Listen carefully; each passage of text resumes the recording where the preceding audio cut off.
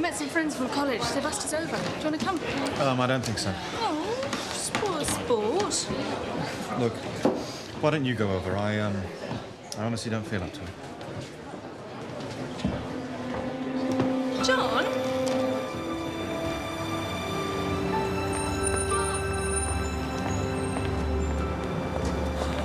John, what's wrong? Look, nothing's wrong, I promise. I've got behind with my work and I need to think about it, that's all. Are you sure? Positive. Look, why don't you go back to your friends and have a good time, eh? I'll give you a call in the morning.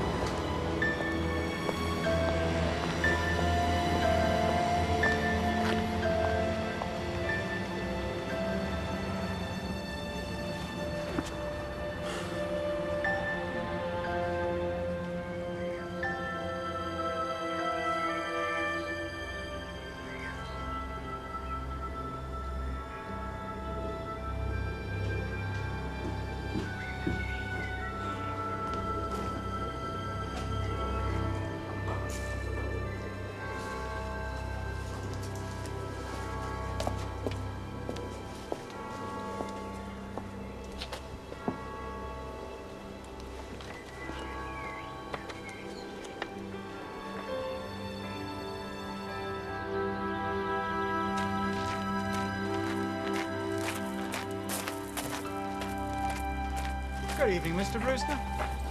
Can we interest you in a hand? No, thank you. I never gamble. And neither should you by the look of that lot.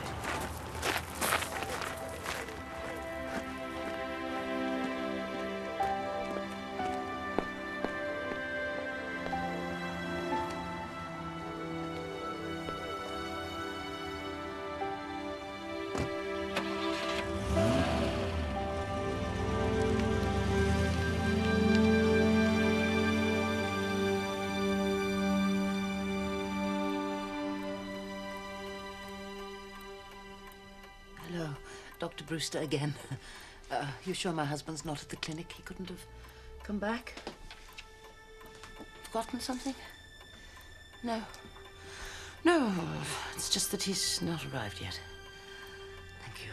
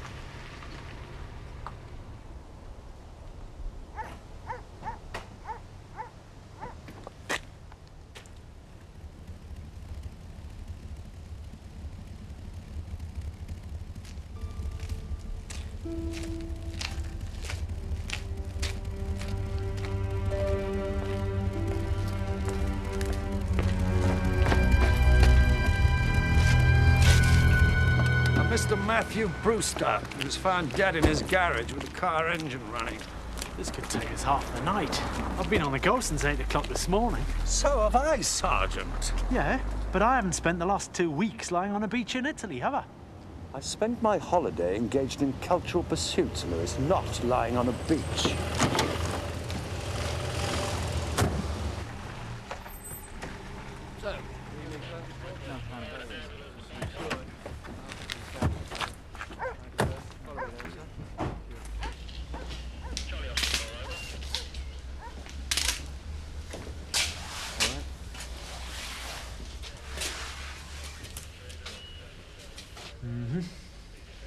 Seems peaceful enough to me. That's how he was when we found him, Sarge.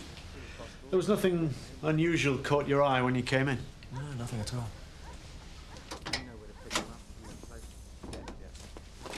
Could you tell me what happened this evening? Matthew was due home at about 8:40. That was his usual time. Due home from where?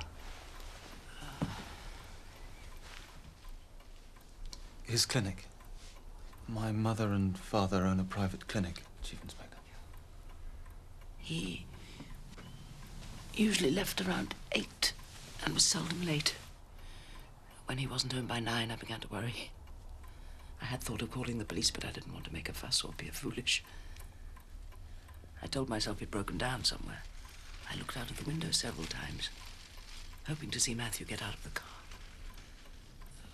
The last time I looked, I saw John arrive, and we discovered what had happened. What time was that? Around 11, I think. When I arrived, I heard the engine running. Then I saw the fumes. I tried to open the garage door. When I did, I couldn't see anything. I tried to find the light switch, but I began to feel the effect of the fumes. So that's everything completed here, right? I've dusted that.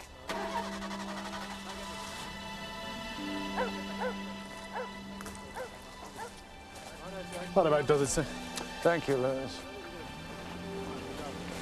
Something wrong? Probably not. Something that Dr. Brewster said.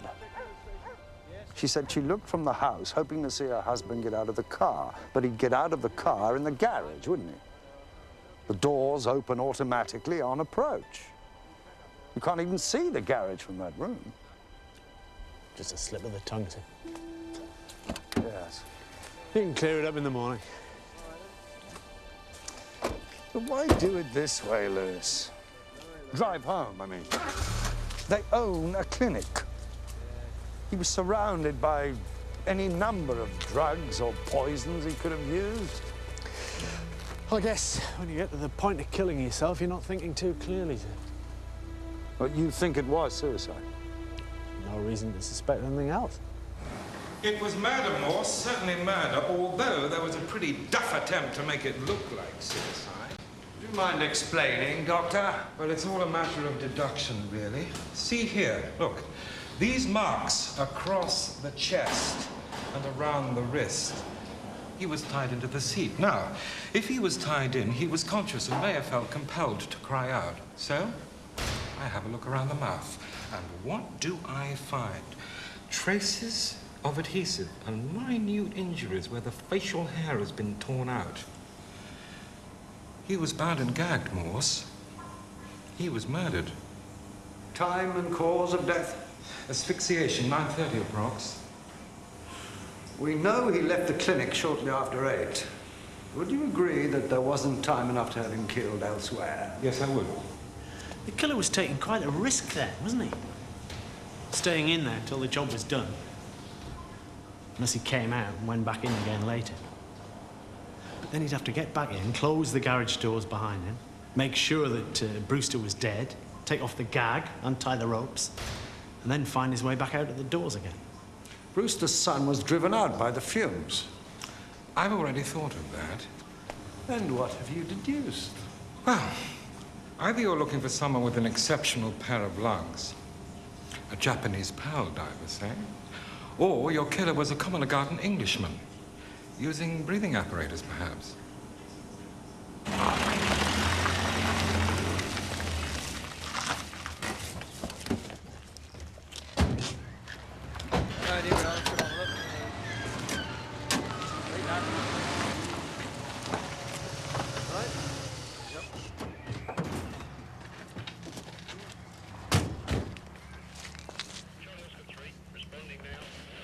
Morning, Mark.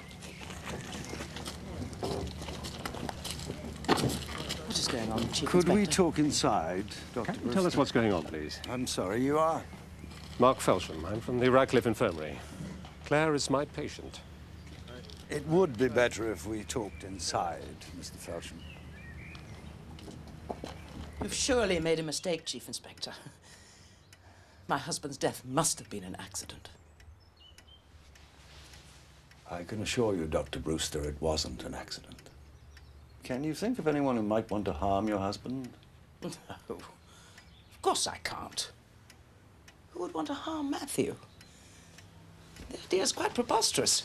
Do sit down. Someone did. I'd like you to think very carefully. Did your husband mention any recent conversation he might have had, any incident or event that he considered out of the ordinary? No. No. Was that break-in that you mentioned, Claire? At the clinic? When was that? 7, 8 months ago, I don't remember. There was nothing taken. The police thought it likely that the intruder was after drugs. We heard no more about it. Dr. Brewster, last night you said you went to the window expecting to see your husband getting out of the car. How could you expect to see him if he was in the garage? What? Oh. Sometimes he parked in the drive, Chief Inspector, especially if John was still out. Matthew, he very often left early for the clinic in the morning. Inspector? Of course. Claire, I want you to go upstairs and rest. Excuse me.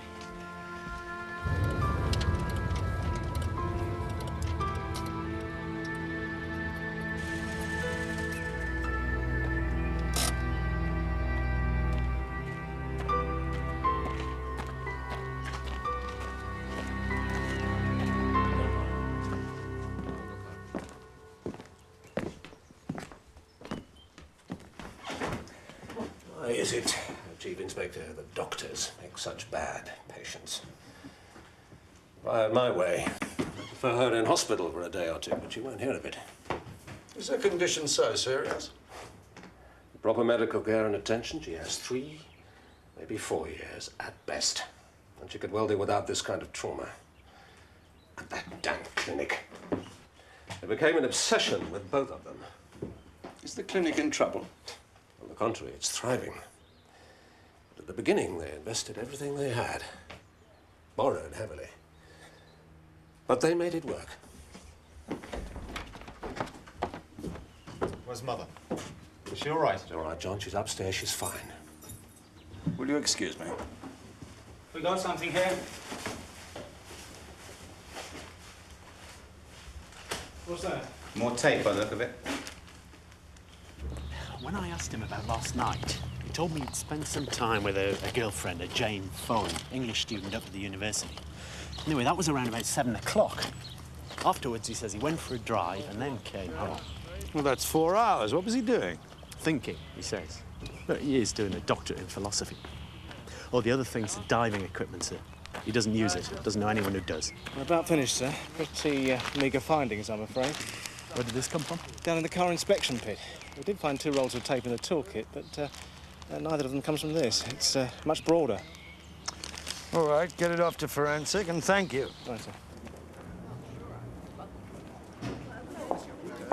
I'll see you later, okay? Chief Inspector Morse? Yes. Miss Foley? Yes. Shall we walk? Yes, I'd like that.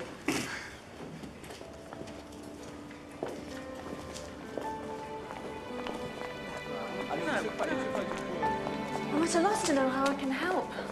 I've never met John's father, or his mother for that matter. How long have you been seeing John? 2 years. And you've never met his family? According to John, I'd simply be something else for his father to disapprove of. They didn't get on, I'm afraid. John had been expected to follow his father and mother into medicine. When he refused, his father turned against him. Last night, how did John seem to you? Ooh, down, I'd say. Do you know why? Well, he said he'd fallen behind with his work and wanted some time on his own. Your questions, Chief Inspector, I can't quite see their relevance. Oh, they're just routine in cases of murder. But when John phoned last night, he seemed to think it was an accident. Or suicide. No. No, John's father was murdered.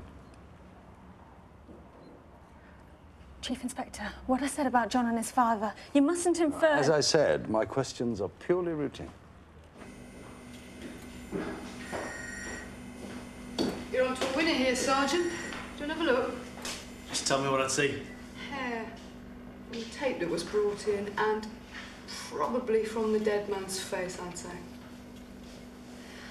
I'm pretty confident that it was used as a gag.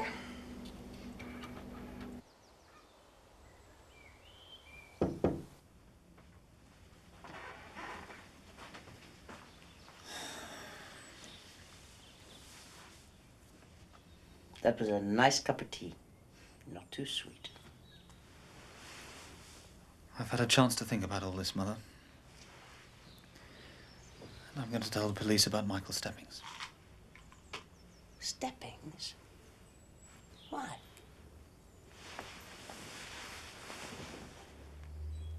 Tell them what?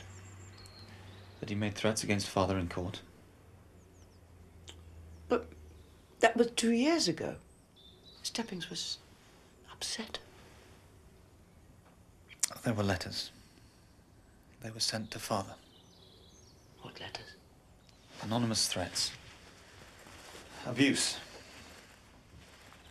Father thought it best you didn't know.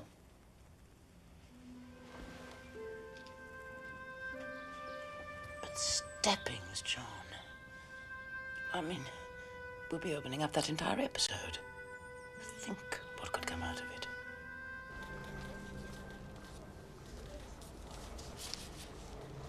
I should have mentioned these sooner, I know, but with everything that's happened, I wasn't thinking, Chief Inspector. Your mother didn't mention them either. She didn't know about them. My father didn't want to distress her. As for himself, he didn't take them seriously. Then why did he keep them? He didn't. Well, not all of them. The first few he destroyed, but after that, I'm sure he was going to take them to the police. But you didn't preserve the envelopes. They were typed, posted from various places in London. Besides, we were pretty certain who was sending them, so... we thought they were from a man called Michael Steppings. You see, 4 years ago, his 15-year-old daughter came into the clinic for a minor operation, but something went wrong. She suffered profound brain damage. Steppings took my parents to court 2 years later, but needless to say, they were completely cleared. But Steppings couldn't accept the court's decision, so he made threats. Who is this Michael Steppings? He's a bookmaker. The Michael Steppings? Yes. Started off with one betting shop down in London, so finished up with a regular empire. He should be an easy man to find. He lives in Oxfordshire. Whereabouts, I'm not exactly sure.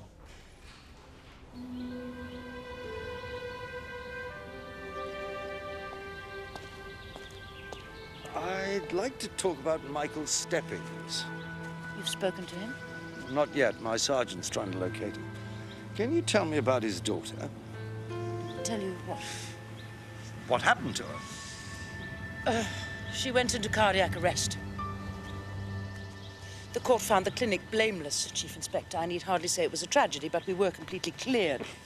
Dr. Brewster, I am not questioning the court's judgment. Your son came forward with the name of a possible suspect. There are questions that have to be asked. Yes, well... You think it might have been Steppings? Do you? Well, I wouldn't know, would I? He struck me as being a highly intelligent man. To threaten us in open court and then send anonymous letters, it seems a particularly reckless strategy for a killer to adopt. You said threatened us, not just your husband? Matthew was the surgeon, I was the anaesthetist, and there was a nurse, Wendy Hazlitt. As I recall, he threatened all three of us. You're not sure? You will appreciate, Chief Inspector, that that trial was an experience I've tried very hard to forget. But why was it important who he threatened? You were in the house alone. If he did kill your husband, then why not you? The nurse, is she still here? No, she left soon after the trial 2 years ago. She's at Burnley Green Hospital now. We don't keep in touch.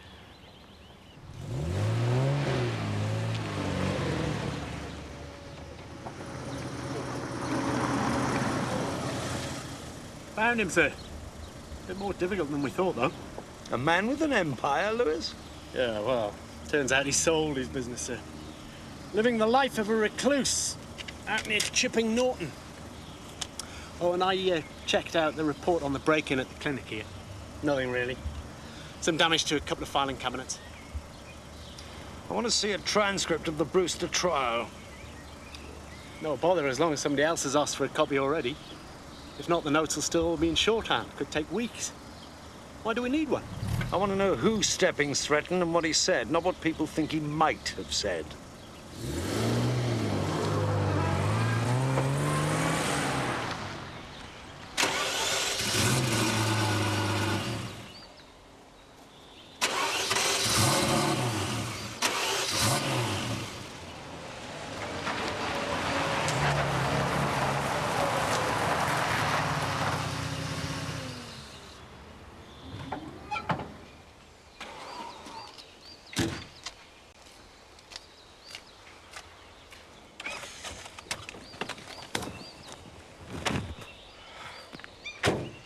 Would you believe it? 120 grand, I won't even budge. It's a beautiful car. Likewise. Michael Steppings. Who are you? What brings you to this neck of the woods? I'm Chief Inspector Morse, Thames Valley CID. I'm investigating the murder of Matthew Brewster, Mr. Steppings. Yes, I read about it. Well, I'd be a hypocrite if I said I was sorry, Mr. Morse. So I won't. Am I a suspect? Yes.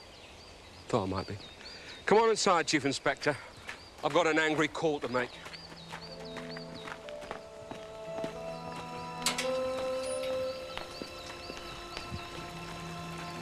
Patrick. Mike Steppings. Listen, why don't you get some lads over here and pick up my car? It's not working. That's what for. Right? Okay, I'll shove the keys in the exhaust and call me. Let me know what the hell's going on. It's a fine view. Can't say I notice it much. Mr. Steppings, don't you have a wardrobe? Yeah, somewhere. I tend to do most of my living in here now, Mr. Morse. When things get too bad, I bung the whole lot off to the cleaners. Now, Brewster. Have you ever contacted him? After what he did? No, why should I? The court found him not guilty. With respect, Mr. Morse, the court was wrong. They were removing a mole. A simple operation. Just about impossible for anything to go wrong. But it is possible. Yeah, that's what the judge said. There's always an element of risk, and I should understand that. An allusion to my former profession, I think. Where were you the night Brewster was murdered? That was Tuesday, wasn't it? I was at Newmarket in the afternoon. I had a meal over there. Left about 6. I went to visit my daughter at Burnley Green Hospital. She's at Burnley Green? Yeah, why? Go on. I left at 7:30, made for home. You came straight home? No, I stopped at a pub to go to the loo. That would have been about 8. I had a shandy, go on the Bandit, read the paper, even managed to do the whole crossword, and left about 9. Would anyone remember you there? Did you speak to anyone? I doubt it. The only person I spoke to was the barmaid who served me. Oh, yeah. There was a lady who came in and asked me to move my jacket so she could sit down. And that was all? She said something about how busy the place was. That was it. This pub, have you been there before? No. It's called Black Swan on the road north. I know. Well, will you be checking my story at the hospital? Oh, yes. Any chance of a lift?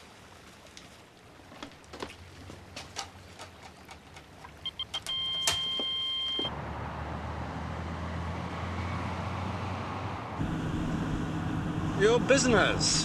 Why did you give it up? There didn't seem any point to it. When I started out, it was to get the best for me and mine.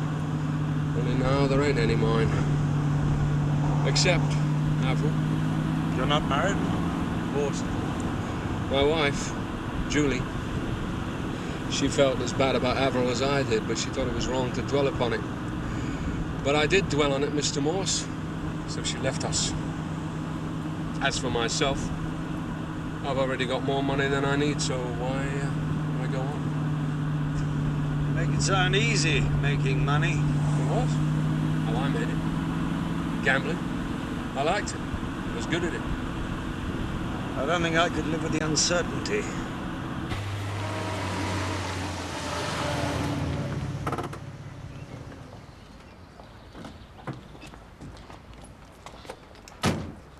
The person you want to see is Dr. Greer. He's in charge. And do drop by and see us before you go.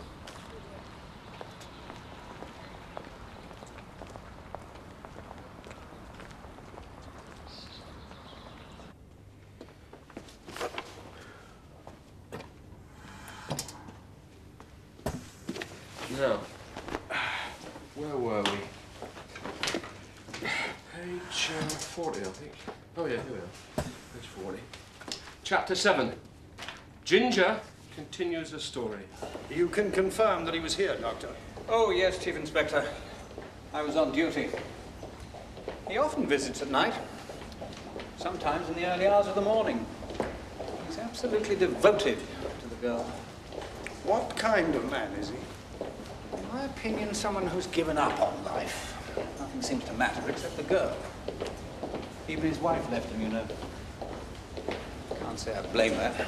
She could see it was hopeless and wanted to put an end to it, but he wouldn't hear of it.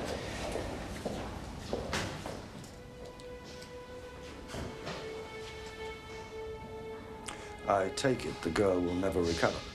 No, never, Chief Inspector. My old Mary Legs will take as much care of them as you or I could. Doctor, Mr. Morse. Avril, this is the policeman I was talking about. Chief Inspector Morse. This is my girl, Avril, Chief Inspector. You'll have to excuse her not getting up. But after her run-in with the Brewsters, there's not much she can do. I'm very sorry, Mr. Stebbings. Did you help out, Mr. Morse, Doctor? Indeed I have. I'm intruding here. You want to be alone with your daughter. Dr. Greer. Right. I assure you I would not sell that pony for any money. He's so perfectly good-tempered and trustworthy.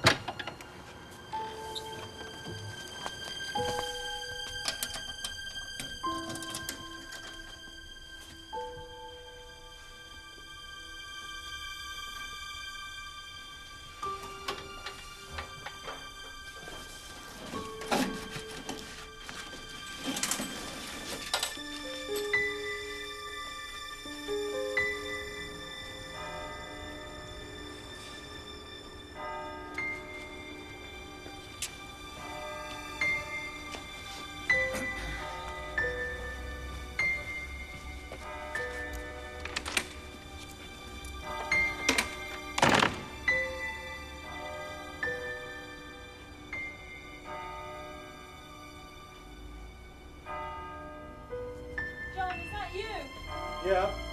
Want something to eat? No. Coffee will be fine.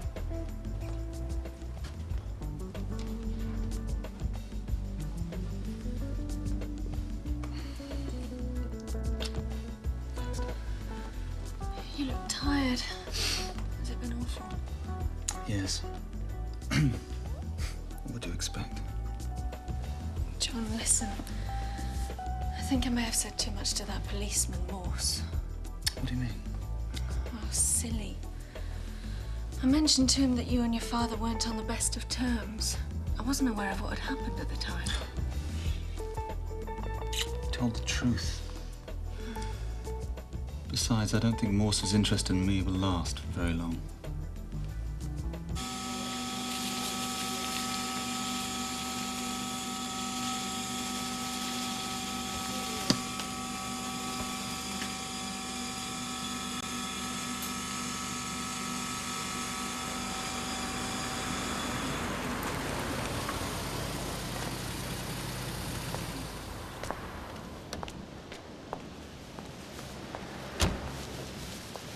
Do we have a transcript? Yeah. There was a request for one from Michael Steppings. Did you see him yesterday? Yes. He has a motive, a shaky alibi, and he knows how to use diving equipment. Sounds promising. I hope to God it's not Lewis. Afraid there's nothing much to tell. No unidentified fingerprints, and the lettering came from half a dozen different newspapers. However, I put it on this machine here and this crop top.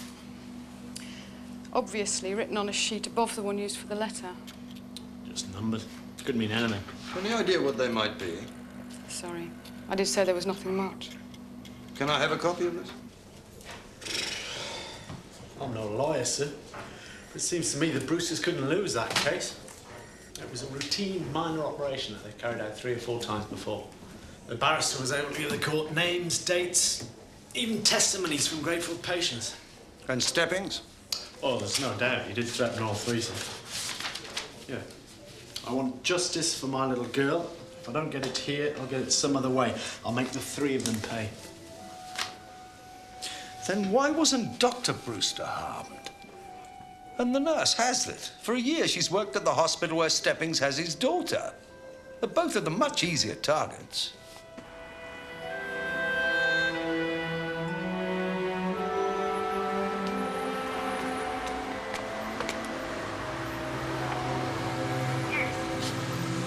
Wendy Hazlitt?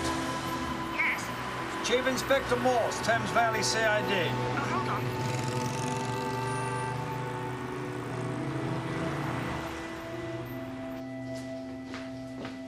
If you'd like to come through here, Chief Inspector. Half an hour later and you would have missed me. You're going away? Yes, just for a couple of days. To the Lake District. You're very fortunate. Well, yes. Well, I'm an amateur painter. I expect to be working mostly. How can I help you, Chief Inspector? I'm investigating the murder of Matthew Brewster, Miss Hazlitt. Ah. I'd like to talk to you about Michael Steppings. Well, I don't actually know Michael Steppings, Chief Inspector. No, I appreciate that, but he did make threats against you at the Brewster trial. I wondered if he approached you or made any attempt to carry out his threats. No, at least not in the way you mean. When I left Mr. Brewster's clinic, I tried to support myself by painting alone. Now, unfortunately, that didn't work out, and I had to look for a job. I was taken on at Burnley Green. When Michael Steppings found out, he tried to have me sacked. He does pay the hospital a great deal of money for keeping his daughter there, and I expected that he'd get his way.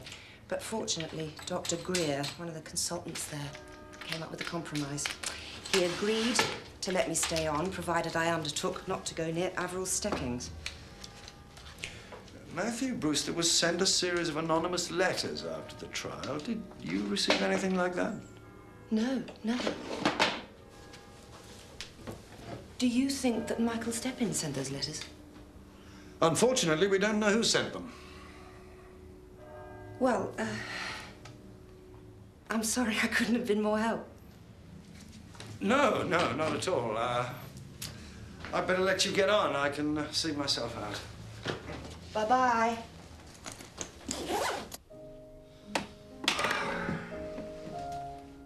Think, damn you.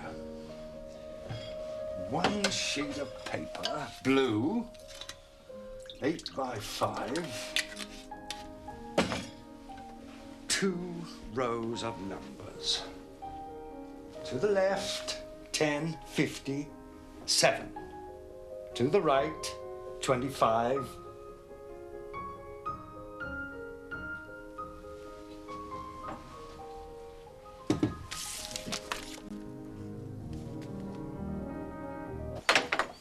Good morning, sir. Constable Willis, Crime Prevention Unit.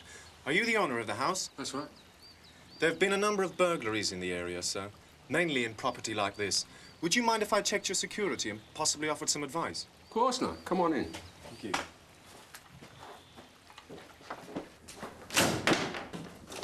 Can I get you something? You blokes really not drink on duty. A cup of tea would be fine, sir. Thank you. Coming up. My alarm system's controlled from in here.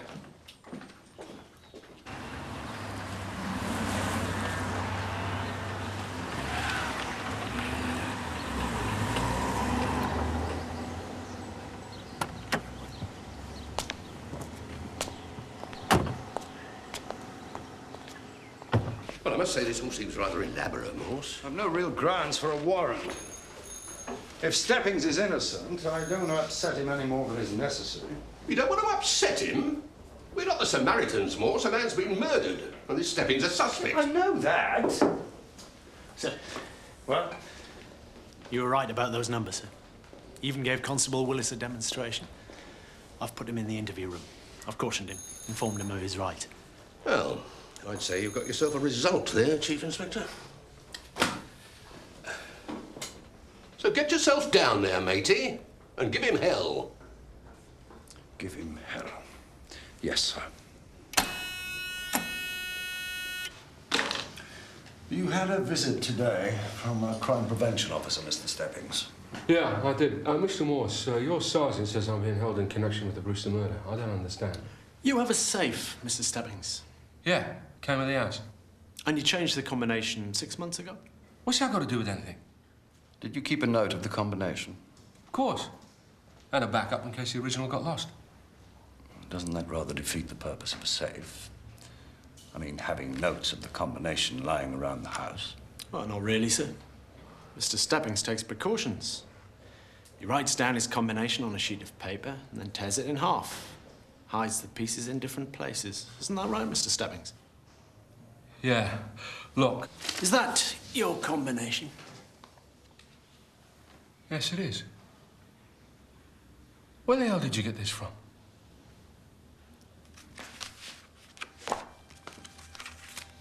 Have you seen these before? No. You're lying. A forensic examination showed that one of these bore the combination to your safe. They were sent anonymously to Matthew Brewster. All right. I sent him some letters.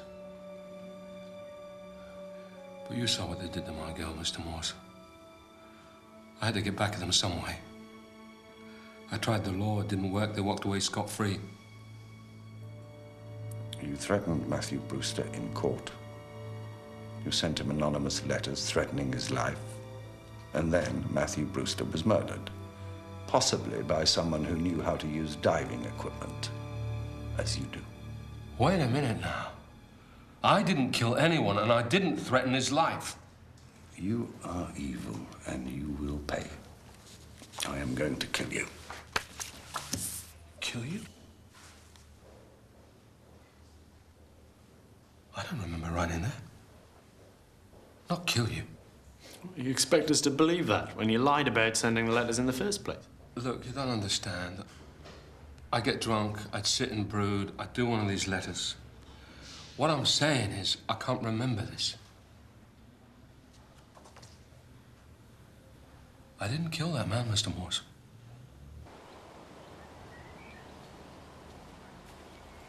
Chief Inspector Morse has some news. We're holding Michael Steppings for questioning. He's admitted sending the letters to your husband. And the murder? Not yet. We only brought him in an hour ago. Oh, then thank you for bringing us the news so quickly, Chief Inspector. Has he said anything? What can he say? He'll probably be making the same old accusations about his daughter, that's all. Inspector? Your son's right. Of course I am. We have a great deal to thank you for, Chief Inspector.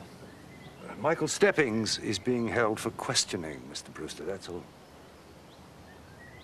If you'll excuse me, I'll continue to keep you informed. Thank you.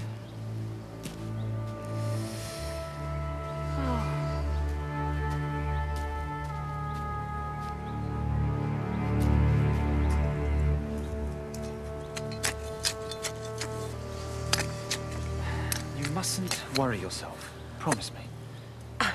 I can't help it. You must help it. There's nothing to fear from Michael Stebbings. Nothing at all.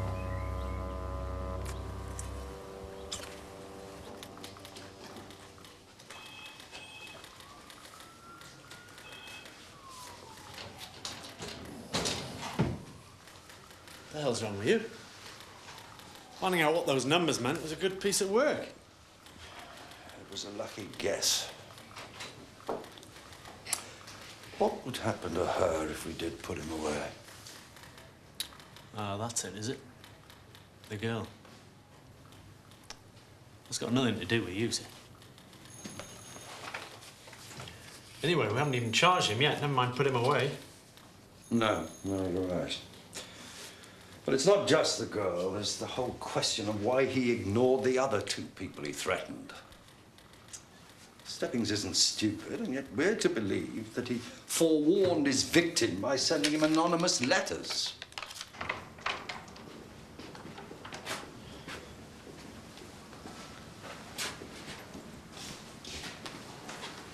You can have a solicitor present, you know that. Will a solicitor get me out of here? No. On the evidence I have, I can hold you for 36 hours and then apply for an extension, if necessary. In the hope that I'll eventually confess? Something like that. I didn't kill him, Mr. Morse.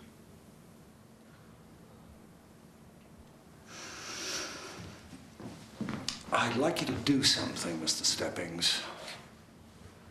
You said that at the time of the murder you were in a pub from just before 8 o'clock till after 9. Now, I can take you there to see if anyone remembers you, but only if you agree to go. You're asking me to take a great chance. That pub was crowded.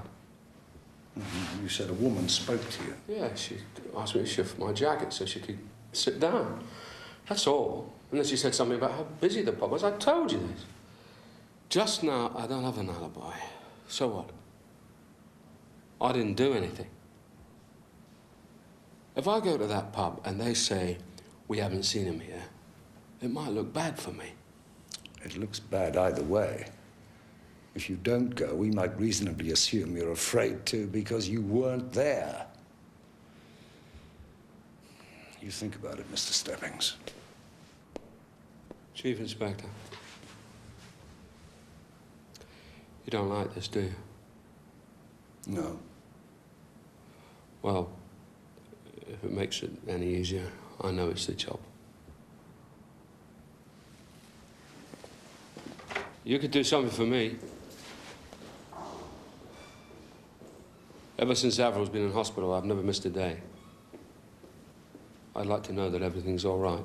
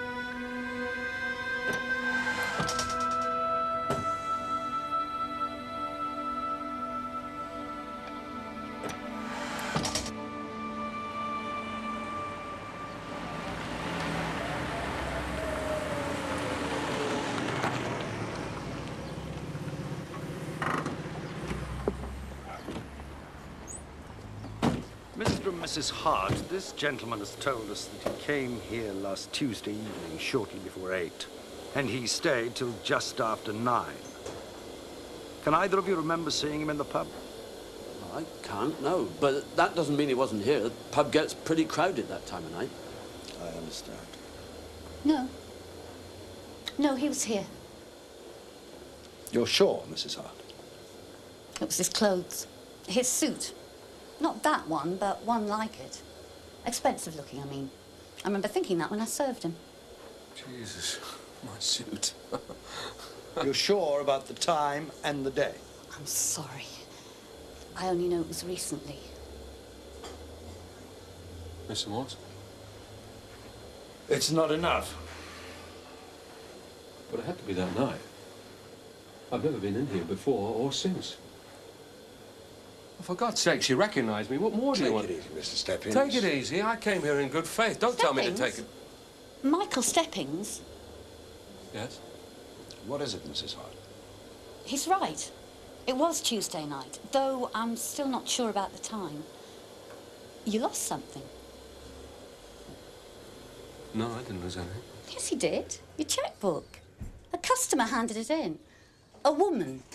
She was sitting next to you and noticed it after you left. She said she went after you, but you drove off. This woman saw Mr. Steppings leave. Yes. Where's the checkbook now, Mrs. Hart? I kept it for a couple of days, thinking he'd come back for it. When he didn't, I posted it to his bank in Oxford. Could still be in the post office.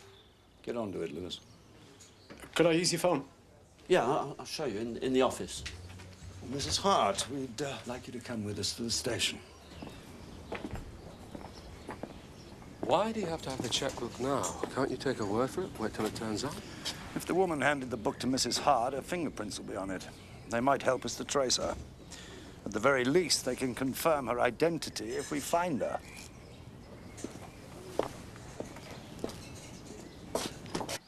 But can't you tell me any more? I understand. Yes, thank you, Chief Inspector. But please let me know what happens.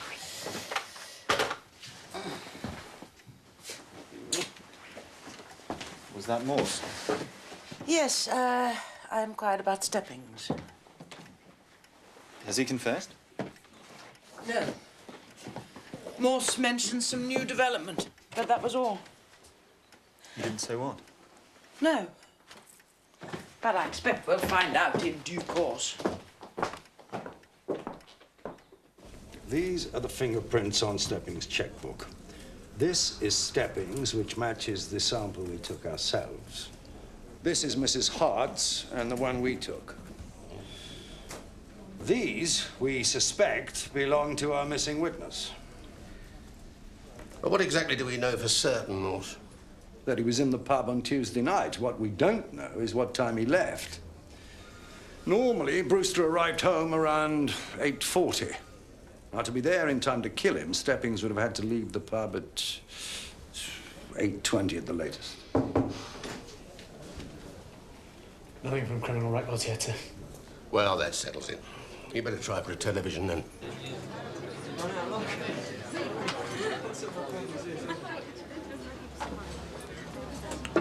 Cheer up. We might get lucky. I don't know, Lewis. There'll be 1,000 reasons for her not to come forward. What if she's a married woman? She might not want her husband to know she spoke to a strange man in a pub. She asked him to move his jacket. And went on to say the pub was crowded. It was. The landlord said so. But that's not the point, is it? Her second comment was unnecessary, voluntary. She was out on her own, Lewis. Good God, do I have to spell it out? Well, I am interested in hearing what you have to say on the Madison. It was obviously a flirtation, Lewis. Innocent, I'm sure. But I doubt if her husband would see it that way. The Oxford police are interested in hearing from anyone who visited this popular public house on the Wood-Eaton Road, north of Oxford, last Tuesday. You might have noticed this well-dressed man of stocky build with grey-brown hair. We know the man was in the Black Swan last Tuesday night, and we know he lost an item of value when he was in there. This item was subsequently handed in to the landlady by a woman. We would very much like to speak to this woman and...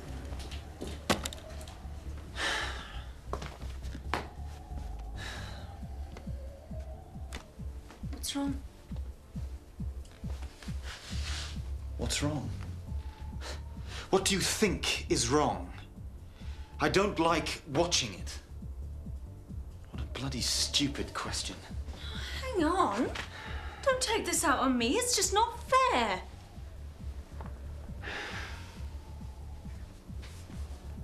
must be terrible for you, I can see that. But they've got this Steppings, haven't they? It'll be all over soon. Late shift looks a bit light, doesn't it? Now we've got 11 Miss Jeffries. I'll take a couple from the early shift. Yeah, could you hold the line? Sarge, this one sounds promising. So, Miss Jeffries. Hello, Miss Jeffries.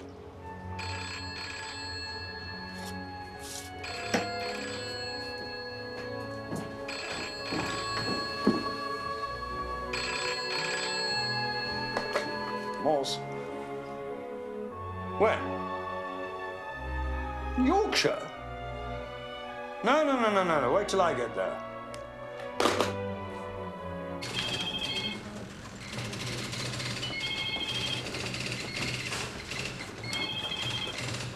We've had a call from a Miss Margaret Jeffries who lives in Harrogate. She saw the broadcast and claims to be the woman who spoke to you in the pub. Now, your photograph and the third fingerprint taken from your checkbook have been faxed to Harrogate CID. She's agreed to be interviewed in the morning. You found her? What if she's some kind of nutter? A crank? I mean, you must get people like that all the time. We get our fair share, but we have the fingerprint. We have that, Mr. Steppings. Well, I must say, I never thought I'd see the day. What's that, sir? That I'd be trying to get a bookmaker out of jail. And why have I never met this Steppings? That's what I can't understand. I mean, normally these nouveau riche types are hammering on the door of society circles 5 minutes after they move down from London. What, you mean you've never come across him down at the lodge, sir? Not quite, Sergeant. What's so funny, Morse? Nothing, sir. I was just reflecting on what Sergeant Lewis considers to be polite society in Oxfordshire. I see. Well, you might reflect on this. What happens if Stepping's story is confirmed? Do we have another direction to go in? No, sir. No, ever since Brewster's death was confirmed as murder, all the facts have pointed towards Steppings. We've had no reason to look elsewhere. She just comes for this, sir. At 8 o'clock this morning, 2 officers from Harrogate CID interviewed Margaret Jeffries at her home. She volunteered to be fingerprinted, and her prints matched those on your checkbook. Can she say what time I left the pub? No, she can't. What? After all this? Let me finish, Mr. Steppings. She can be certain about the time she went into the pub. She was listening to the 8:30 news as she drove into the car park. What does that mean? It means that at the time she sat down next to you, Matthew Brewster was arriving home to be met by his killer. You can leave here whenever you want.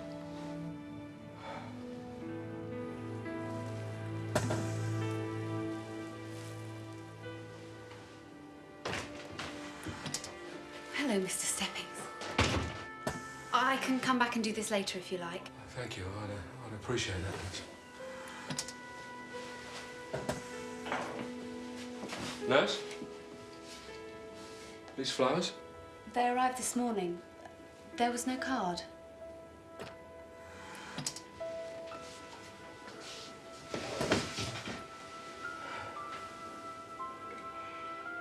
I'm sorry I've been away. I'm so sorry.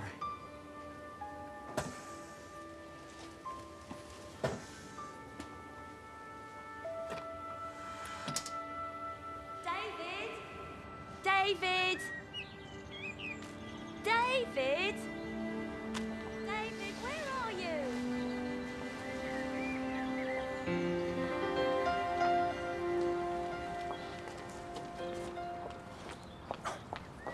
Everything all right? Yeah. There were some fresh flowers in Avril's room. I hope you don't mind. I was passing a florist. I saw them and I sent them.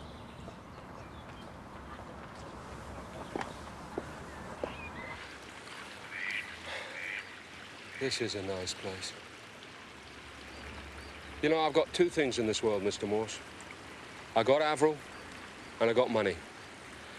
And I can never give you my girl, but Maybe this.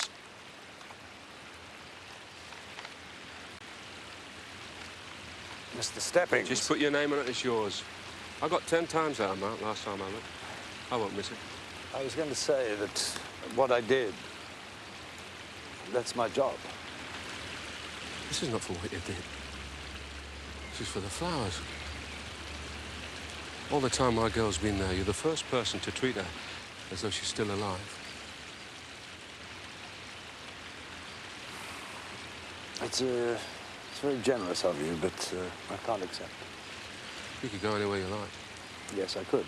But what would I do when I get there? It's a pity you don't gamble, Mr. Morse. Cards should be your game. Mind you, if you ever do take it up, remind me not to sit in with you.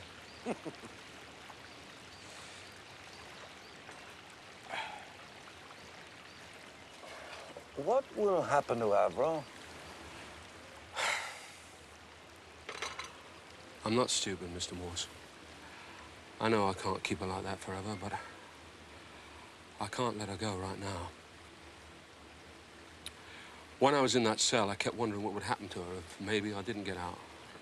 I cursed myself for having sent those letters, but I had to get back at them some way. But why just Matthew Brewster? Why not his wife or the nurse, Hazlitt? Well, I suppose the Brewsters could share his. As for the nurse, well, that would have been a dead giveaway, wouldn't it? I was never that drunk. Why would the nurse cover up for him? That's a good question, Mr. Morse. When we were preparing the court case, my QC hired a private detective to talk to other patients and have a look at the Brewsters. Anyway, this character comes back and says he thinks Matthew Brewster, Wendy Hazlitt, are having an affair. Brewster was a regular visitor to her flat, he says. If they were lovers, that would explain why she covered up for him, wouldn't it? That's my theory, anyway. I don't know, it's a private detective. They tend to spice up their reports. Yes, but if Brewster and the nurse were having an affair, this could be a crime of passion, couldn't it? Well, if it was, can we stop at the nurse? Well, it's Claire Brewster. She might have found out about it. She's an unlikely killer, Lewis, especially given the way it was done, tied and gagged. And then there's this theory about the aqua lung. It's very doubtful, given her condition. Ah, Chief Inspector, do come in. Thank you. Would you mind coming through to the kitchen, please?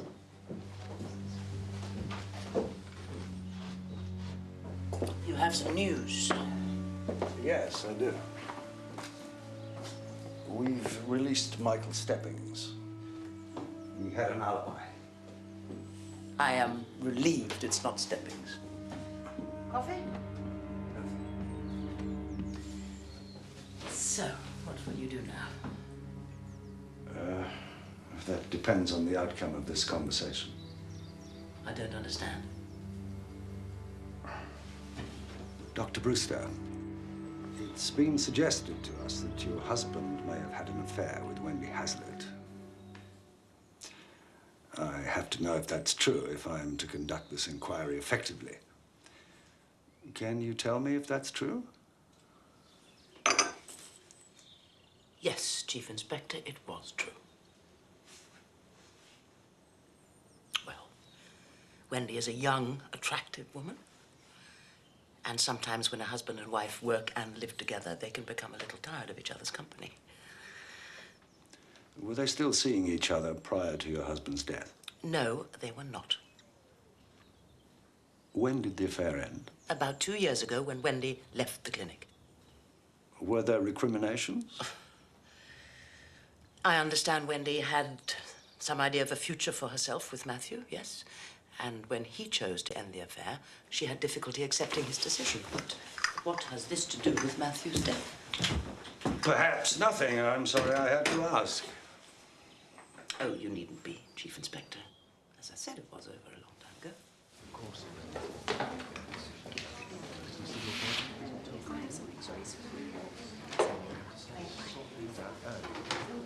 Sergeant Lewis? That's right. I'm Wendy Hazlitt. You asked to see me? Yeah. Is there somewhere we could talk? Yes, why don't we go outside? Miss Hazlitt, you and Matthew Brewster, your relationship was more than just professional. Yes. Yes, it was. Ah. Can you tell me where you were on the night he was murdered? I obviously remember quite well, Sergeant. I was at home finishing a painting. Can anybody verify that? Nope. I was alone all evening. Surely you don't suspect me. In a murder inquiry, Miss Hazlitt, we have to question anybody close to the victim. But why should I kill him? Matthew and I were planning to marry. Oh, yeah. He was going to leave his wife for me.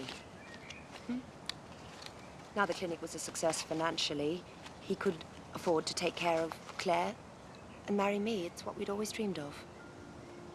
Can you prove that, Miss Hazlitt? I'm not sure.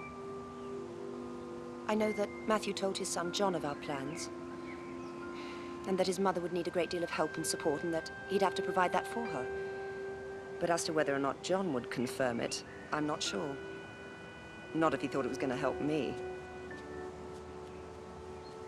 Married? I've just spoken to Mrs. Brewster. She said the affair ended 2 years ago. Do you believe her, this nurse? She claimed Matthew Brewster told someone else about their intentions. His son, John. So, couldn't it have been the son? I mean, when you think about it, it would make sense. We know there was no love lost between them. John Brewster watches his parents breaking their backs to make that clinic a success. Probably destroyed his mother's health. Then the old man says he's going to dump her and take off with another woman. His mother's dying, sir. John's hardly likely to be overjoyed, is he? So, he kills him. Tries to make it look like suicide, botches the job. And then he remembers Michael Steppings. Steppings' letters? Would explain why he took his time bringing them to us, sir. He was thinking it all through. He may have been doing more than thinking it through, Liz. Now, Steppings said that he couldn't remember making any specific death threat. If you're right about John Brewster, that he's been trying to frame Steppings, then isn't it just possible that Steppings didn't make this threat? As I told you before, the newsprint came from several different sources and would tell us nothing, but this time I looked at the adhesive. The same stuff was used throughout except for this one phrase, "I'm going to kill you." As you can see, that is most certainly different from the rest. Do you want to pick him up? On what charge? We'd try for conspiracy. See where it takes us? It would be Brewster's word against Steppings. Steppings is on record as saying he can't remember making the threats. He didn't actually deny it. Yeah, there's the glue. We could try and make that stick. Couldn't we? Lewis.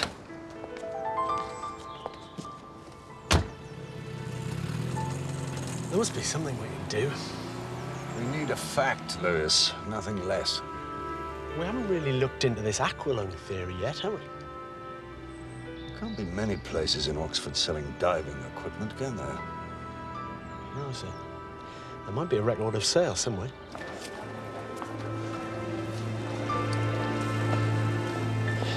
Another blank, sir. What did he say? Oh, he sells diving equipment, all right, but not off the shelf. It's not the demand. If you want it, you have to order it. There's no record of Bruce having ordered anything. Nowhere else, is there? Not in Oxford, sir. That bloke did mention one possibility. But Brewster would have to be stupid, sir. It's way too obvious.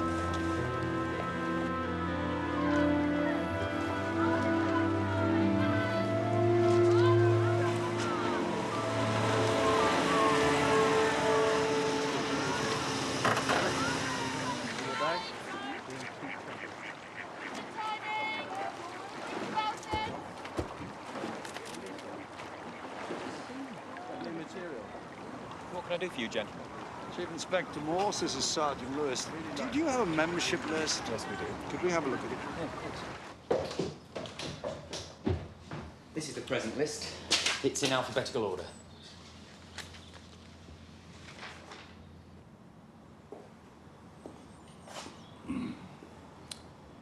Nothing to. Well, as you said, he's not that stupid. I'm sorry to trouble you. No trouble. Lewis? This J. Foley. That isn't Jane Foley, is it? Jane, yeah. Do all the members have lockers? Yes. And the keys? Well, I've got one set, they've got another.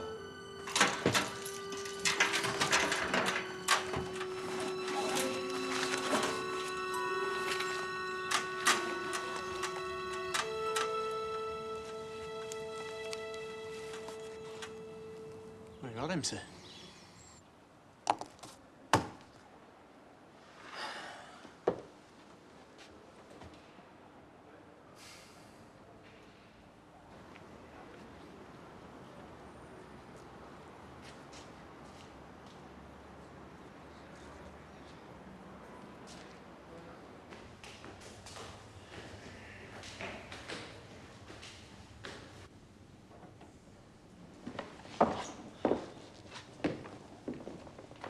Mr. Brewster? Thank you. Chief Inspector, what brings you here? Your father was murdered, Mr. Brewster. Why should a visit from the police seem so odd? You're right. It shouldn't, I suppose. I don't know what's wrong with me today. I was trying to read before you came in.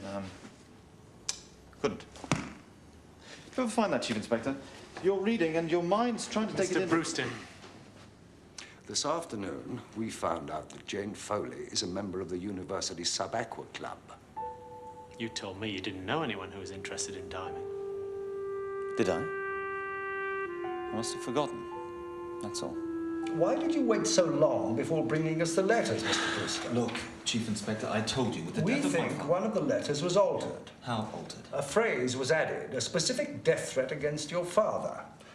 Now, Michael Steppings couldn't remember doing it. I think you did. Nonsense. You can't prove that. Your father told you he intended to leave your mother, didn't he? What? He and Wendy Hazlitt planned to marry.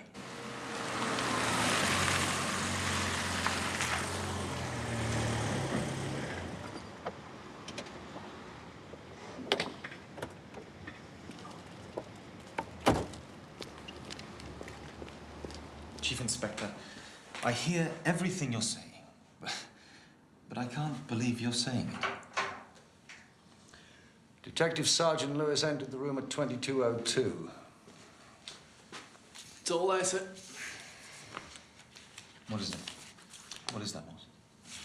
It's a forensic report on a roll of tape we found in Jane Foley's locker at the Sub-Aqua Club.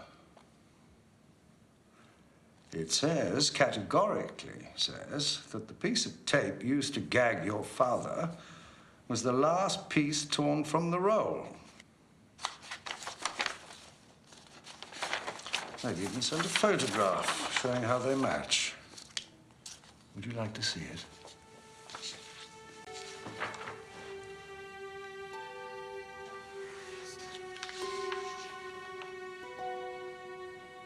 Now, are we to believe that Jane Foley is the killer, Mr. Brewster? No. I'm the one you want. I killed him. He was going to leave my mother after all she'd done for him. I should remind you that this interview is being taped. I wish to make a full statement. I'd like you to give this news to my mother. And for the love of God, get Mark Felsham there when you do. Please.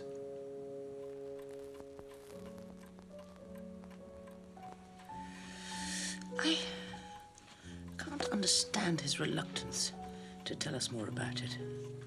Can you? You know what policemen are like. Everything by the book?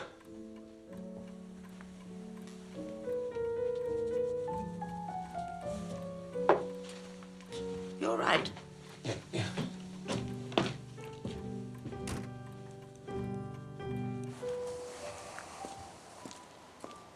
Thank you for coming, Doctor. Quite frankly, I'd rather be a million miles away. You're sure about this?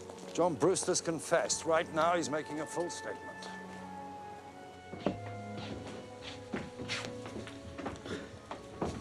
Chief Inspector. Good evening, Mrs. Brewster. Claire. Chief Inspector Morse has some bad news. Very bad news. Oh. Then perhaps I'd better hear it. Earlier today, I took your son into custody. This evening, he admitted killing his father. That's ridiculous. John killed his father. I have never heard such rubbish. Why would he tell me that? Why would he?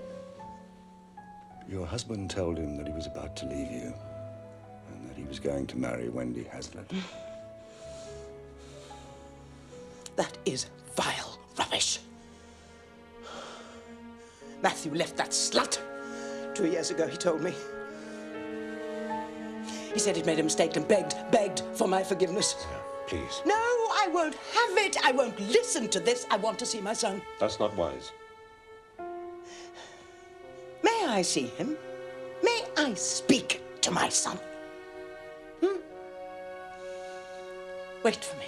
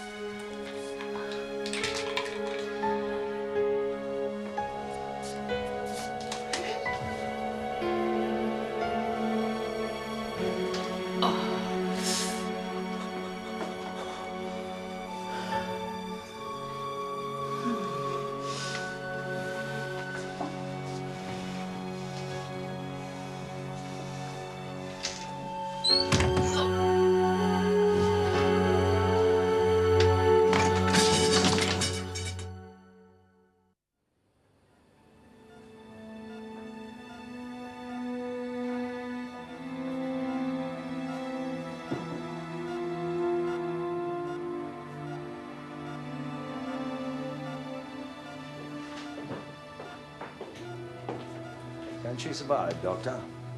She's had a massive heart attack, Chief Inspector. The odds are not good. Mark, what the hell's going on? Why wasn't I called earlier? This is Chief Inspector Morse. Chief Inspector, this is Thomas Neely, the Brewster's solicitor. Under the circumstances, I thought it best to call him. Why wasn't I told about this? Your client was informed of his rights, Mr. Neely. He didn't ask for a solicitor. Oh, I see. He just sat there and confessed to murder, hmm? Yes. I intend listening to his confession in the morning. You're welcome to be there, say 10 o'clock. In the meantime, I'd like to speak to my client, if you don't mind. Why should I mind?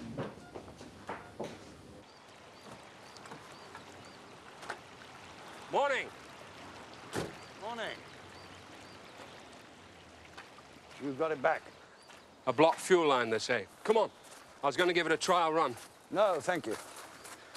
I thought you should know that we've arrested someone for Matthew Brewster's murder. Who? His son, John. You're joking. Why should a son want to kill his father? Because he didn't like the idea of his father taking off with another woman. The nurse? Yes. I don't expect you'll agree, Mr. Morse, but I can't help seeing there's some kind of justice for Avril. I can't see it that way, no, but if I'm wrong, Mrs. Brewster hasn't escaped her measure of divine judgment. How's that, Mr. Morse? She collapsed when we told her about her son. She'll be all right, though. Her chances aren't very good.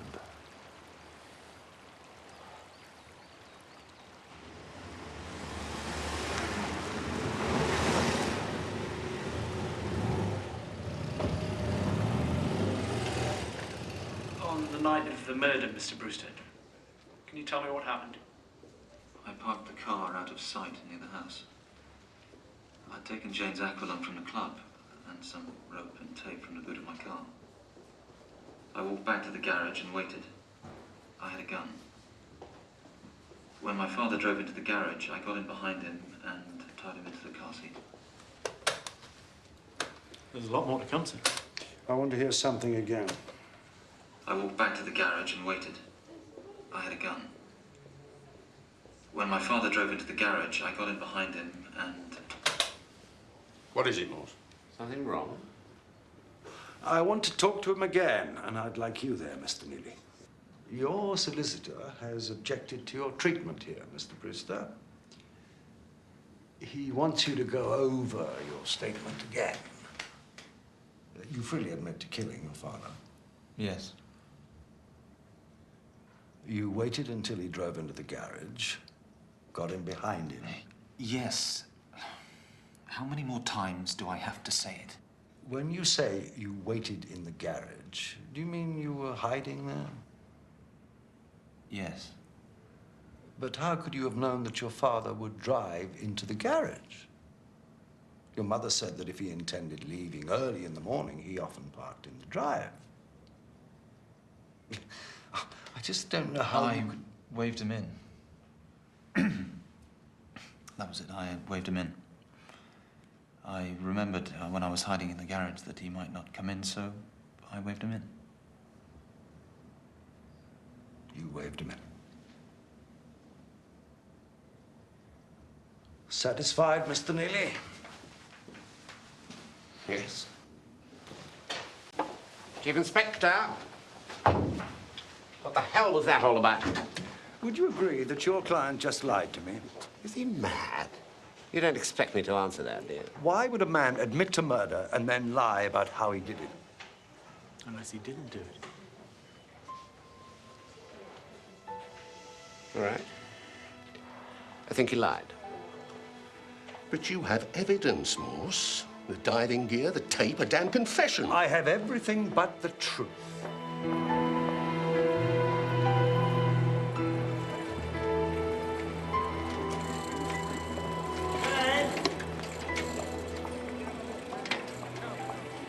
Chief Inspector, what's wrong? I have John Brewster in custody. He says he killed his father. That's incredible. I can't believe it. You may be right not to, Miss Foley. Why don't you get in and I can give you the details?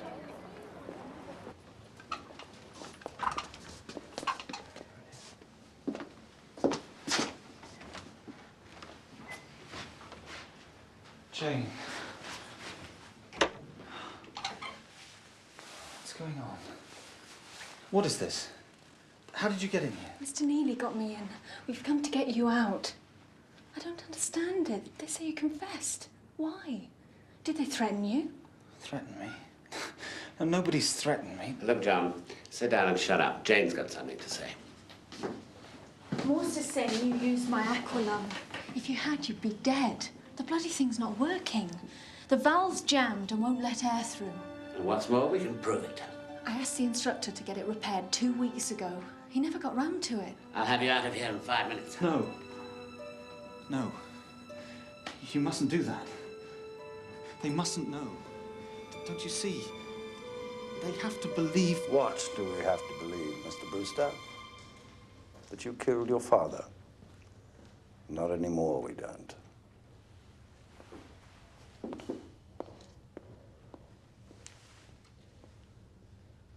You lied. I was trying to help. You've no idea. You don't know what you've done. So, if it wasn't Steppings and it wasn't the son, doesn't it have to be the missus? Why else would John Brewster have confessed, if not to protect his mother? It's difficult to arrive at any other conclusion. You see, I ruled her out simply because I thought she was physically incapable of killing anyone. This way, Sergeant. We had to let John Brewster go. I know. He phoned to ask about Claire. Coffee? Yeah, his confession was a lie. We think he was trying to protect his mother. Would she have been up to it, sir? Physically, I mean. Perhaps I'd better show you her records, Sergeant.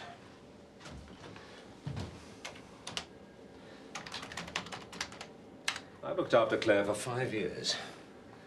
I'd hardly describe her as a robust human being. Yeah. I see what you mean.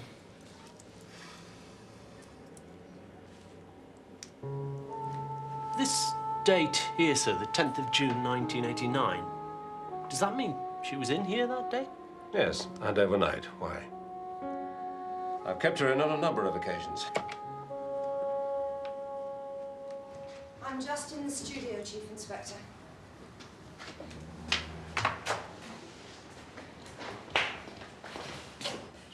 I'll be as brief as I can. I don't want to keep you from your work. No, I was just finishing anyway. These are very good. Thank you. You're not in the market by any chance, are you? Oh, I might be. Are they for sale? Yes, through a small gallery I use. I could let you have a card before you go. Right. Now. There's just one question, Miss Hazlitt. Is it possible that Claire Brewster knew that her husband was about to leave her? I don't think so. I know Matthew was very worried about how she might take the news. He certainly wasn't eager to tell her. I see. Is that it? Yes, that's it. Right, I'll let you have that card.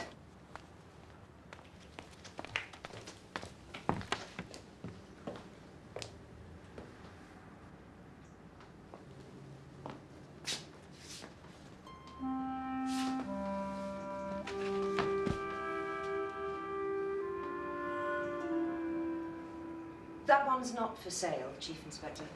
Oh? No, it's a private commission. The setting's somewhere in Wales. Do you like it? Very much. Well, there's my card. The gallery's not very far out of town. Thank you. I look forward to going. Chief Inspector, one thing. Your question. Why don't you ask Claire? I'm afraid I can't. Claire Brewster was critically ill in hospital. Well, I'll leave you in peace.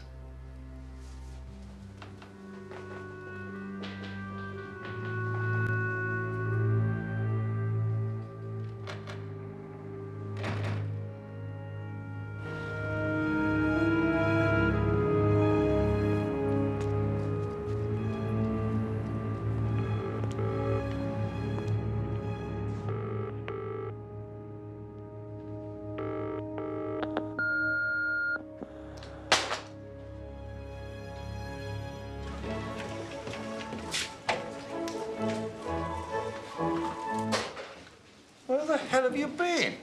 Brewster's clinic, sir. Something I wanted to check. Have you come up with something?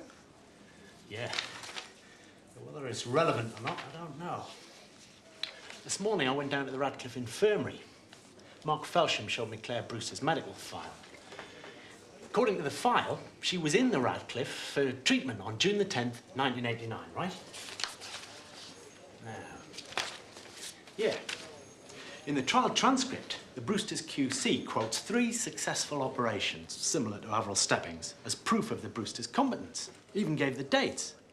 One of those operations took place on June the 10th, 1989. So what did you find out at the clinic? Claire Brewster signed as the anaesthetist that day. So I checked against all the dates given in Felsham's medical records, found 2 other examples of her being in 2 places at the one time. If nothing else, sir, proves Michael Steppings was right. That was one dodgy clinic. The proof was right here in the trial transcript all the time. If you compare it to the clinic's record, I mean. But you'd have to be told what was in the transcript, wouldn't you? And know what to compare it with. Yeah, obviously.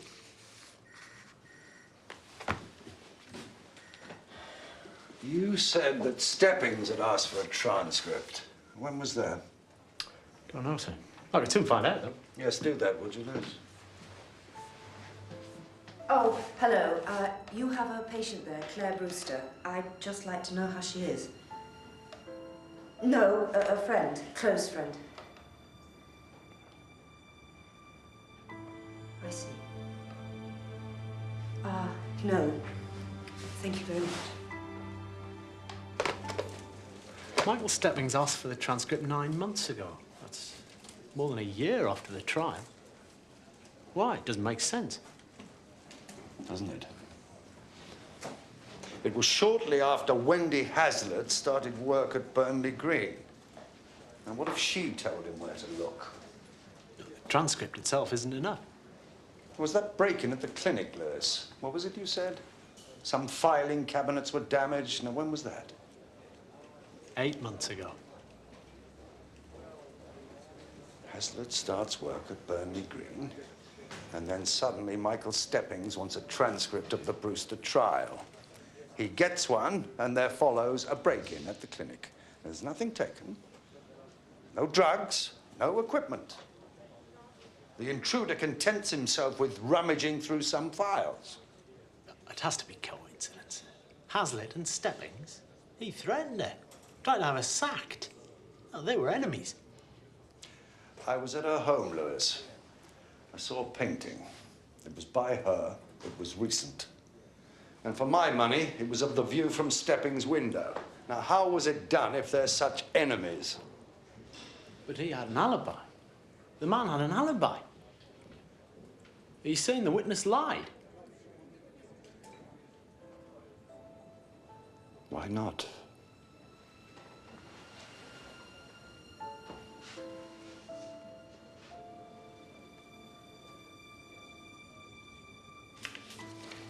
All I know is that if I'm right about that painting, and I think I am, then she's lied to me. Not only about the painting, but about how well she knew Steppings. Chief Inspector, these prints, they're identical. Margaret Jeffries and Wendy Hazlitt are one and the same person.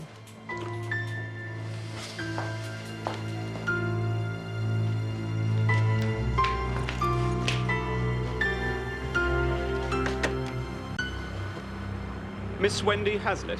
Yes. We'd like you to come with us, Miss Hazlitt. Look, I'm afraid I can't. I'm going away. No, you're not.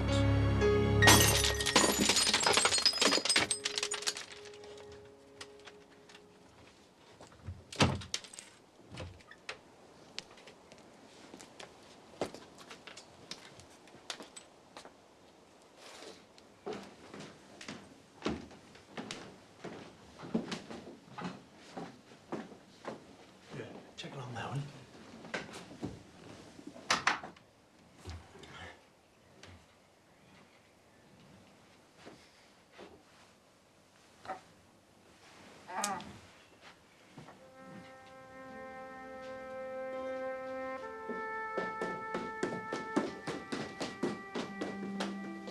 It's gone, sir. Left in a hurry by the look of it. Call the hospital, ask if he's been there.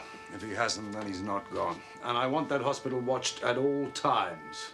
Right. Let me be clear about this, Miss Hazlitt. You were an unqualified person, and yet you were acting as an anaesthetist at the Brewster Clinic. When Claire became ill, she had to cut her workload. They couldn't afford a qualified replacement, so Matthew asked me if I would help out. He knew I wouldn't refuse. I was to handle only minor cases when Claire wasn't feeling up to it or had to go into the Radcliffe. And it worked. Until Avril Steppings came in. I didn't give her enough anesthetic. When Matthew started to cut, she went into cardiac arrest. I panicked, froze. Where was Claire Brewster? Lying down in her office.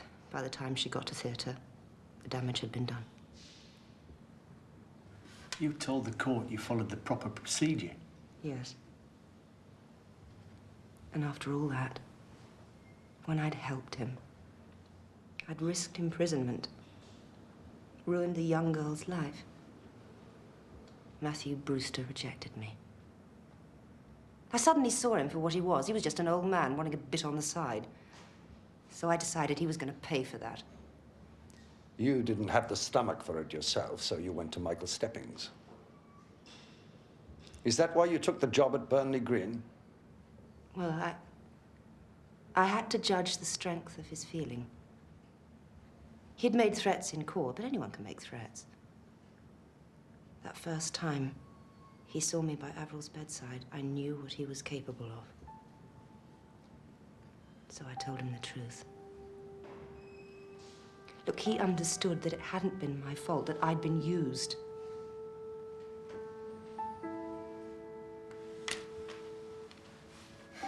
And the alibi? 6 months ago, Steppings gave me the money to buy a house in Harrogate. I gave my name as Margaret Jeffries. What happened in the pub? When I arrived, Steppings had already left. I waited a while, then gave the barmaid the checkbook. You said that Brewster ended the affair, but you told Sergeant Lewis that you and Brewster intended to get married. Well, that was a lie, of course. But John Brewster confirmed it. John Brewster knew what was going on at the clinic. On the night of the killing, Steppings called John. He said he had proof of malpractice. Now, Steppings said that he knew the Brewsters couldn't be retried for Avril, but there were other cases. There would be fresh trials. And all that would mean for Claire. If John wanted to help his mother, he was to go to Steppings' house and wait there till 9:30. If Steppings hadn't arrived by then, he had to come back the following day. Well, Steppings didn't show. He was in the garage killing Brewster. Yes. But he'd got John out of the way, ensuring that he had no alibi. The next day, Steppings actually told John what he'd done. He pointed out John's options. If he went to the police, Steppings would publish his evidence of malpractice. If he didn't, John had to ask himself the question, could his mother survive another trial, possible imprisonment? He must have thought not. He agreed to admit to the murder in exchange for Steppings withholding his evidence. But it was always possible that John's confession would finish his mother off, and then he'd be free to tell the truth. What would that truth be, Lewis? That Michael Steppings was the killer? As far as we were concerned, Brewster had already tried to frame Steppings. And what of Miss Hazlitt? Why should we suppose that she'd lie for Michael Steppings? They were mortal enemies, weren't they? And then there was Steppings' alibi. Now, how could John Brewster possibly account for that when they managed to fool us? By the time we'd taken Brewster seriously, Hazlitt and Steppings would be... Where, Miss Hazlitt? Anywhere I wanted to go. Steppings promised to take care of me after John Brewster had been put in prison. Take care of you. Something tells me that's exactly what he would have done.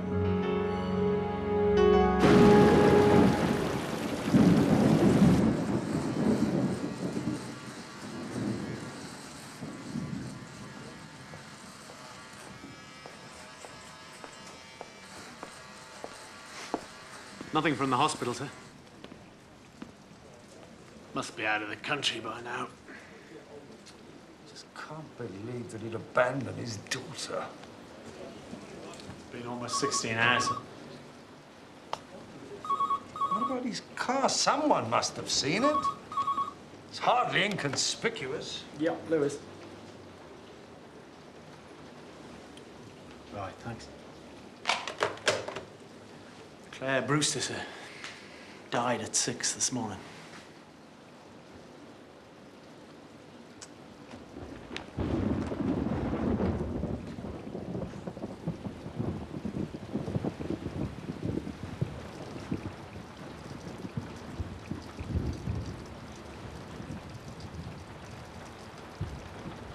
His mother's been dead for 2 hours, Lewis.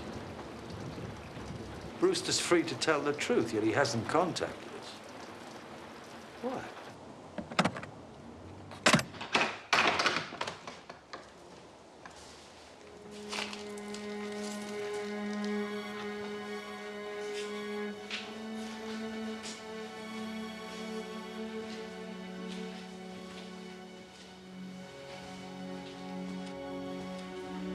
You're right, sir. You didn't abandon her.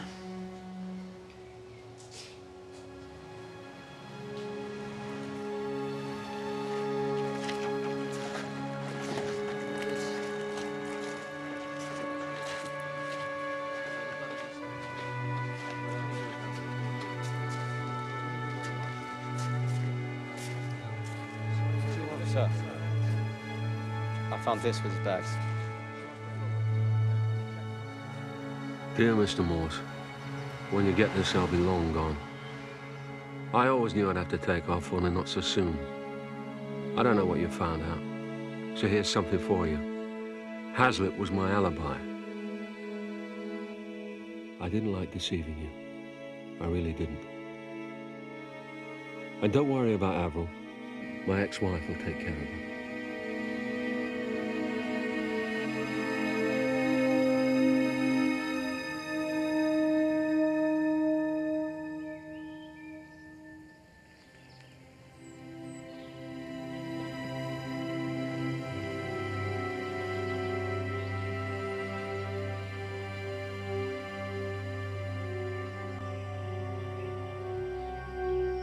Steppings said he had deliberately marked the anonymous letters. He said if the police were halfway clever, they'd trace the letters to him. I was to say the letters had been sent to my father. The tape I was to put in Jane's locker. How did he find out Jane was a member of the Sub-Aqua Club? Through me. He'd watched the family for months. Jane's hobby had been a real find, he said. It had helped him decide on how he'd kill my father. He stayed in the garage the whole time, you know. Poetic justice, he called it. My father had stood and watched his daughter. Now he could do the same. And just as his daughter was alive, but not alive, so Mother would spend her remaining time with me in prison. Why did you kill him? I didn't intend to kill him. When I got to his house, he was about to leave. I pleaded with him. I'd kept my part of the bargain. I couldn't help it if it hadn't worked out. He wouldn't listen. He said if Mother recovered, it would be to find her name in all the papers. I tried to prevent him from leaving. There was a wrench lying on the... and I hit him. He was monstrous, Chief Inspector. Monstrous. Was he, Mr. Brewster? Your parents and Nurse Hazlitt ruined his daughter's life. And for no other reason than to save money. You knew that, and you stood by them. If Michael Steppings was monstrous, Mr. Brewster, he was made monstrous.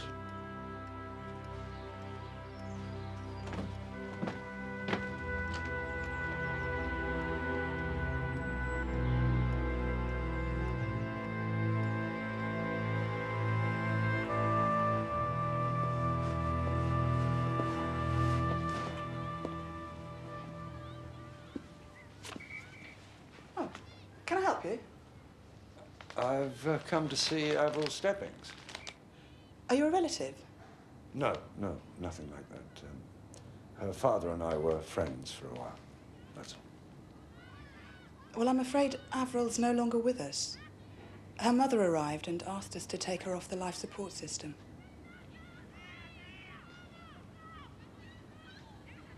I see. I'm so very sorry.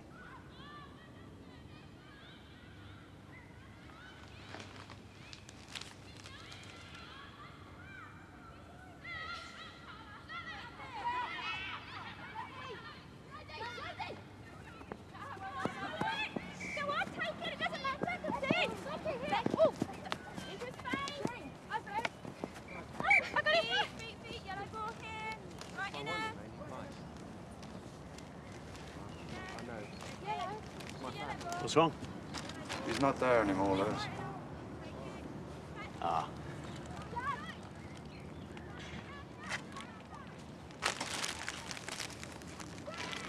Seems a shame to waste them, sir. Red roses, about the most expensive flowers around. Not really. I sent her some flowers once before. They had a much higher price tag.